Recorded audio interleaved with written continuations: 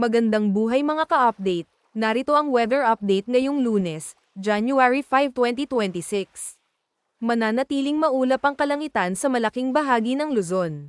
Inaasahan ang mas madalas na pag-ulan sa Bicol Region, partikular sa Albay, Sorsogon, Masbate, at Catanduanes, dahil sa patuloy na epekto ng shear line. Posible ang light to moderate rains. Sa Cagayan, Isabela, Aurora, Quezon, Marinduque, Oriental Mindoro, pati sa ilang bahagi ng Batangas at Laguna, magiging maulap din na may posibilidad ng mahina hanggang katamtamang pag-ulan dulot ng amihan.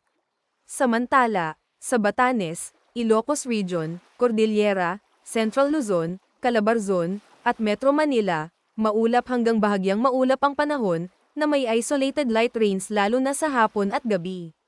Sa Visayas, buong rehiyon ay patuloy na maaapektuhan ng shear line. Inaasahan ang pag-ulan sa buong maghapon, at may moderate to heavy rain sa ilang bahagi ng Eastern Visayas. Sa Mindanao, easterlies ang umiiral na weather system.